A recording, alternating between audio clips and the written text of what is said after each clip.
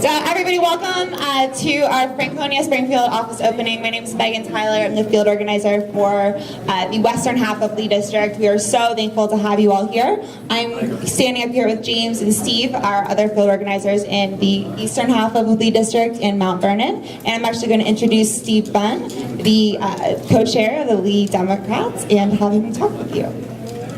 Thank you. Thank you, everybody, for attending today.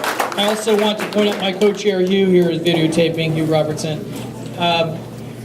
This is a terrific turnout today, and one of the things I was mentioning to a number of folks I was speaking to is that normally when I come to these things, I recognize most folks. The great news is today, there are a lot of you I do not know yet, even though I've gone around and talked to you. So if I haven't, please introduce yourself to me. Thank you. We have Congressman Moran has been able to join us today. I know he's squeezing in a number of events.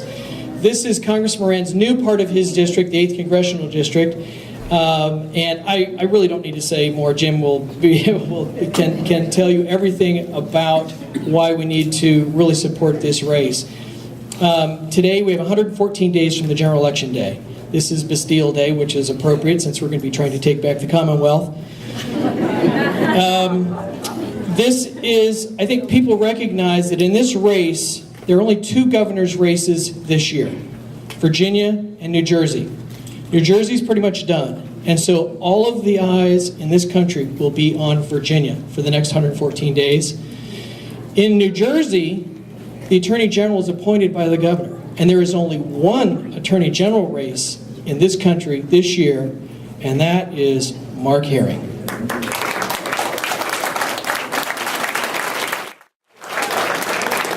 Oh, look, the next governor just walked in.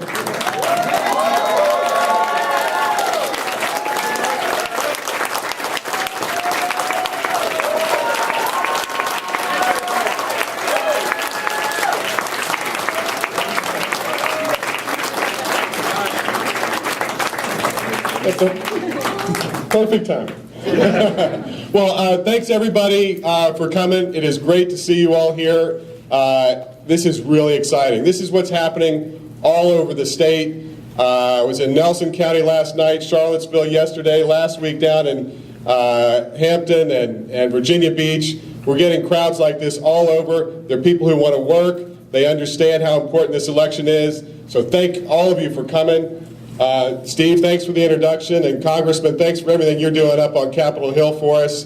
It's great to see my colleagues, Mark Sickles, George Barker, and I heard Toddy Puller was here somewhere, so thank you all very much. It's great to see you. And one more time for Ed Deitch, we've got to get more delegates down in Richmond.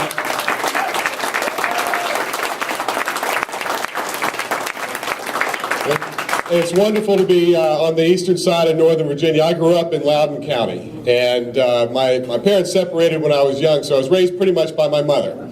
My first job out of high school was working construction as a laborer. I worked my way up to running a jackhammer 60 hours a week on top of Occoquan Dam. And between those types of laborer jobs, working in restaurants, Pell Grants and student loans, I made it through college at UVA. A few years later, went to Richmond to law school. And at that point, I had a lot of great opportunities that opened up for me. But the best opportunity was the one to come back to Northern Virginia, to establish my law practice, to raise my family. That's what I did. That was 23 years ago. And my wife, Laura, and I have 2 children. Our oldest is now a 3rd-year student at UVA herself. Our son is a senior at Loudoun County High School. And I got my start in politics at the local level as a county supervisor. Ran against a 6th-term incumbent Republican mayor who'd never lost a race before. But I won on good ideas and a lot of shoe leather.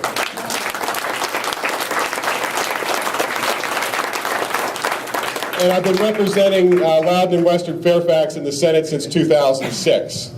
And it has been great going all over the state, talking to voters, listening to their concerns. I do have to admit that not everyone knows exactly what the Attorney General does. But thanks to Ken Cuccinelli, everyone knows how important it is, right? Congressman Moran has already talked a little bit about the 2 tickets, about Ken Cuccinelli. I don't know that I need to say a whole lot about him and the job he's done. We all know what kind of a job he's done and who he represents and the values he stands for, extreme anti-choice, extreme LGBT, the list goes on. I don't think I need to say a whole lot about E.W. Jackson either. Apparently it didn't take very long for everybody to find out about him, and we've all been hearing a lot about how he's given a lot of radical speeches. But I feel like I need to make sure you all know that while E.W. Jackson may give a fiery and a radical speech, Mark Obenshain votes the way E.W. Jackson talks. He has a record. I know Mark Obenshain. I served with him in the Senate, and his record reflects the radical extremism of those speeches that you hear from E.W. Jackson. Just a few issues. On women's issues, Mark Obenshain introduced legislation that would require women to report miscarriages to the police within 24 hours. Mark Obenshain co-sponsored, with Ken Cuccinelli, co-sponsored the Personhood Amendment that would ban a number of forms of birth control. He called the transvaginal ultrasound bill common sense legislation. On LGBT issues, he has consistently voted against a ban on discrimination based on sexual orientation in state employment. Consistently voted against that. He walked off the Senate floor rather than vote to confirm a judge who happened to be gay. And on gun issues, on safety issues, public safety, he sponsored the legislation that would allow guns in bars and restaurants in Virginia. He supported the repeal of Governor Wilder's one handgun a month law.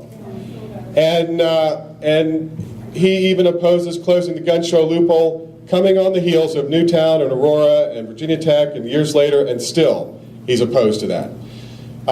When it comes to ethics issues, he has yet to come out and say Ken Cuccinelli has mishandled the conflicts of interest and lavish gifts that he's gotten and forgot to report. So, look, there is a world of difference between not just the two tickets, but also between me and my opponent on where we stand on the issues. And as I've gone around the state, I know what Virginians want. They want good jobs. They want a better education for their children. They want a transportation network that will work for the 21st century. They want to build the American dream. And as Democrats, we are on their side.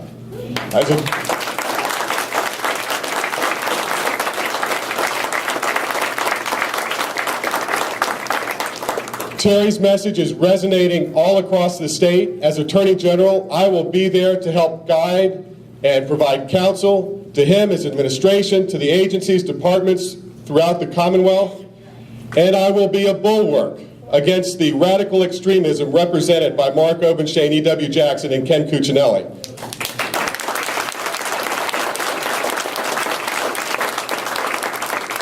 I will work to keep the women's health centers open. I will stand up and defend a woman's right to choose. I will work for common sense solutions to prevent gun violence, like universal background checks, to keep guns out of the hands of criminals and dangerously mentally ill. I will work for marriage equality, and on day one, I'll reverse the harmful opinions that Ken Cuccinelli gave that said colleges and universities couldn't ban discrimination based on sexual orientation.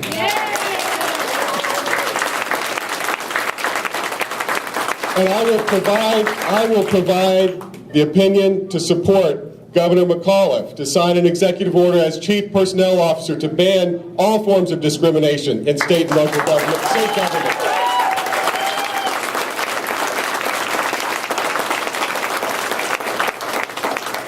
And I will return ethics to the Attorney General's office and make sure the powers of the office are on the side of the people, not the special interest. But with all those things, we can't do it alone. I've been in, I think this is like the 7th time my name's going to be on a ballot. I know how elections are won. One voter at a time. That's where you all come in. Because we need you out there knocking on doors, making the phone calls, talking to voters, letting them know what we stand for, letting them know about our vision for the future of the Commonwealth and how important this election is. And with you out there doing that, with your energy, with your hard work, we are going to elect Terry McAuliffe as the next governor. We are going to elect Ralph Northam as our next lieutenant governor so we can start breaking the ties in the Senate our way. And for the first time in 24 years, Virginians are going to elect a Democrat to the office of Attorney General. Thank you very much. I'll see you on the campaign trail. As most of you know, we had all 5 children out campaigning, doing different things. It was exciting. We had our son Jack at the American Legion yesterday. It was great. He had uniform on. We talked about the importance of military and what we need to do in Virginia. And speaking of that, folks, we have some big challenges. It really matters who the next governor is going to be. It matters because if you look at the economic issues, I'm running on a platform of jobs and economic development. I am fired up every single day to do what we need to do to grow and diversify our economy. We need to be leaders in cybersecurity, nanoscience, biolife sciences, big data, modeling, simulation. These are the jobs of the future. And why do we have to do it? Primarily, as we know, the stimulus is over. And as you know, we've got gigantic cuts in the Department of Defense budgets. And I do want to thank Jim Moran. You know what? We are #1 in the nation on DOD expenditures, and it's the work of our great congressional delegation. So I want to thank them again. But as Jim knows better than anybody, there's going to be tremendous cuts, and there's going to be cuts next year. Sequestration is here for the year. And most people say likely on September 30, they're probably going to vote it again into next year. Whereas this year, I think a lot of folks prepared for it. We cut some of the low-hanging fruit. Next year is going to have a dramatic impact because Virginia is #1 on federal receipts for the DOD. So we're still going to be 1, but the denominator is going to be smaller. So that means that we have to work hard to make sure we're bringing folks to Virginia. We're growing our economy in Virginia. And I've said all along, we cannot do that unless we have a governor who's going to work on a bipartisan compromise, what we need to do to get things together, Democrats, Republicans coming together. As most of you know, you probably saw my television ads. I did start my first business when I was 14. I either started a business or I wasn't going to college. And I've been involved in many businesses. I was a bank chairman by the time I was 30 years old. Built thousands of homes, done a wide variety of renewable energy. You want a governor who has been involved in starting and investing and has learned the ups and downs. Business is not easy, but you got to be in that arena. And I want to bring that common sense approach to the job as governor.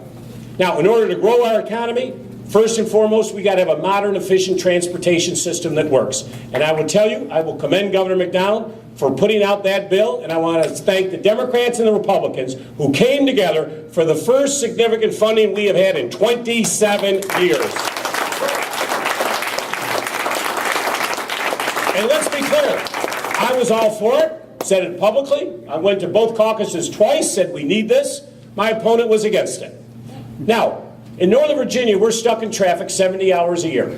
In Hampton Roads, it's about 35 to 40 hours a year. We waste $1 billion in Northern Virginia, $700 million we waste in Hampton Roads, stuck in traffic. Anyone who travels on 95, it used to be Friday afternoons you had to worry about it when people go on the beaches. Now it's Wednesday, and you're stuck for hours in traffic. You cannot grow an economy, but it also affects quality of life. Dorothy and I, our 5 children, they all play sports. It shouldn't be an all-day exercise to go see your kids play a ball game in the afternoon. So now we have some real transportation funding to begin that process. And I am all for the metro. I am all for passenger rail. We got to get folks out of cars. We got to get them into mass transit. And let's be clear, my opponent was against the Silver Line. He said he would actually kill it after it was halfway completed. Now that makes no sense to me why you would stop a project when it's halfway built, why you're not willing to compromise, but it was the Tea Party agenda that we were not going to have any more taxes no matter if it was going to solve transportation or not. That is not a common sense approach. So as governor, I'm going to make sure we're spending that transportation money wisely. I also talk about education, big, important. Workforce development, how do you grow? You've got to convince the folks you're going to have the best educated workforce. So the first thing I say, let's talk about teacher pay for a second. If you take average Virginia pay,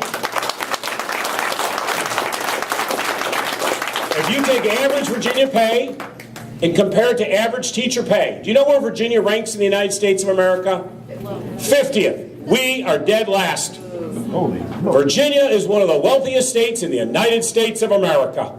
We should never be 50th in anything. So as governor, I'm going to make sure, first of all, we have accountability, we make sure we have the best teachers, but we're going to pay our teachers what they deserve and pay them the national average.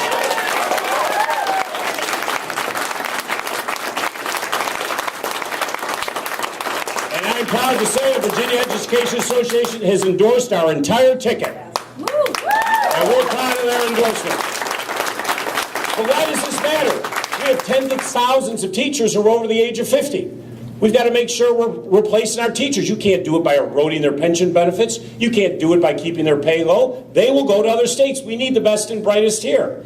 I have also called for a Blue Ribbon Commission. We are going to have a total transformation, a total change of the SOLs. They do not work.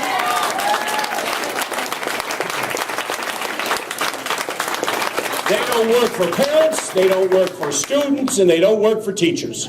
The idea that we have this once a year, high pressure, multiple choice test at the end of the year doesn't do anything for our children. It's not gauging progress. First of all, why are you doing it at the end of the year? You're done with the teacher. If you have a teacher today in Virginia, in 5th grade, who has a student who comes into that classroom who's reading at a 1st grade level, and by the end of that year, that teacher's worked hard, and the students worked hard, and that student gets up to a 4th grade level. Today, that teacher is deemed a failure under the present system. We have got to stop this system where we have teachers teaching to tests. We've got to have our teachers doing it. We've got to take away this non-instructional workload that we're putting on our teachers. Let's get our teachers teaching. We want our children thinking cognitively, we want them thinking creatively. One multiple choice test should not deem some child's future. But we got to get serious because other states are moving ahead in these issues. We've got to lure the best and the brightest here. We got to bring the best teachers. And you cannot lure and bring the best teachers to Virginia when your attorney general is actually out suing a professor, suing the University of Virginia because you disagree with their science. I promise you, and I think I can speak for Mark Herring, he will never sue a professor if he disagrees with their science. I promise you. The other big issue and a real difference in this race, folks, is I talk about the community colleges. I am proud to say I'll be the first candidate or governor to visit all 23 community colleges in the Commonwealth of Virginia. I've got 21 done. We have 2 to go. But these are our real engines of workforce development. 3 out of 5 of our higher ed students go to a community college. We have a community college within an hour's drive of every student in Virginia.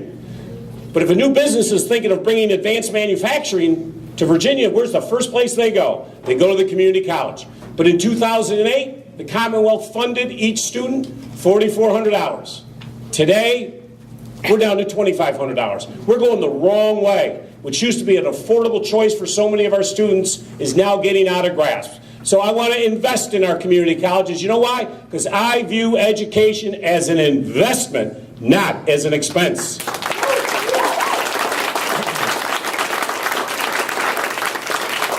So here's the third big issue. So we've talked about transportation. He was against it. I was for it. He attacks me because the Virginia Education Association has endorsed us. I believe that you got to work with teachers to move forward. And the third big issue, and Mark and I are agreeing with this, don't bring me a budget for me to sign. I'm telling you right now, don't bring it unless it has the Medicaid expansion in that budget.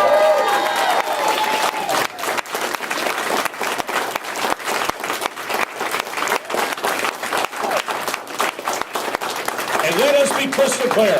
My opponent is against it. I am all for it. Let us quickly walk through the numbers. Beginning next year, we can cover up to 400,000 Virginians with quality, life-saving health care. That begins next year. But in addition, let's remember, folks, this is your money. It is going to be paid in to the federal government. It is the law of the land now. Why would we not, over the next 7 years, not want to bring $21 billion back to roll through our economy? Doctors, nurses, home health care providers. Bring that money back, not only use it for Medicaid expansion, but reform our entire health care delivery system so it's more efficient. We're doing better use of the taxpayer money. That's what you need to do with the Medicaid expansion. And you know what else? It'll create up to 33,000 new jobs in Virginia. So when we're getting cut on defense, we can be bringing those folks into health care. Makes sense to me.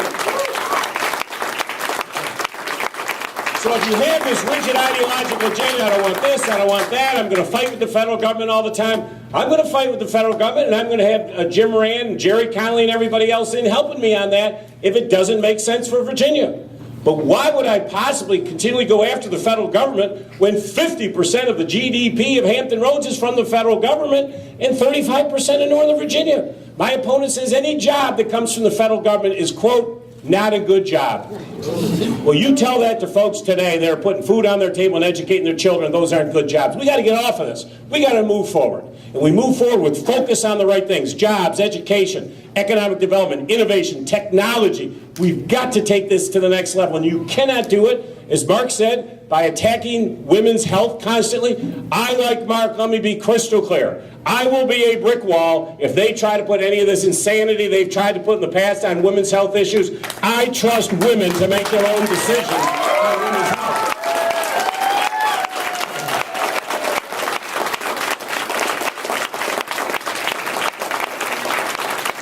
My opponent bullied the Board of Health to try and shut down those 20 women's health centers. His goal, as he did as a state senator, he made it very clear what his goal was. He wants abortions to disappear in America. That was his goal.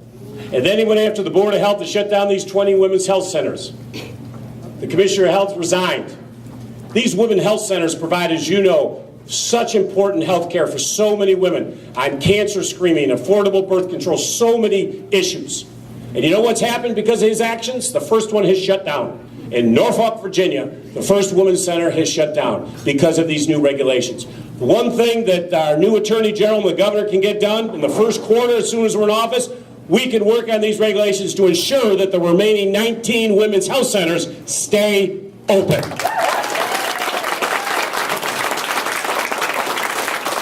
So the last thing I'm going to say, and Mark alluded to this, and I know Jim and everybody else did, this is a big election. The other side, they're going to vote. I have no illusions how tough this is. We've got to break a 40-year jinx. Whoever wins the White House, the other party wins the governor's mansion. This has gone on for nearly 40 years. 40. We got to change it. And how do we change it? We change it with you. People who say, you know, I voted last year for President Obama and Tim Kaine, I don't have to come out again in an off-year election. You got to change their mind. In 2008, Barack Obama won Virginia, the first Democrat in 44 years to win the Commonwealth of Virginia.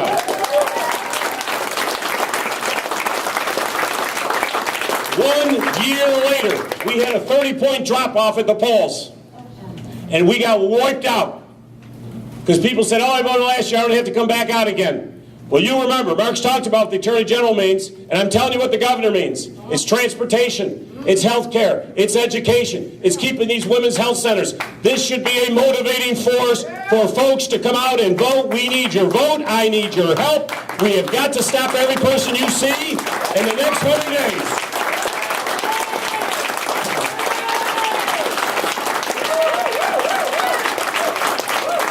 So you promised me your help.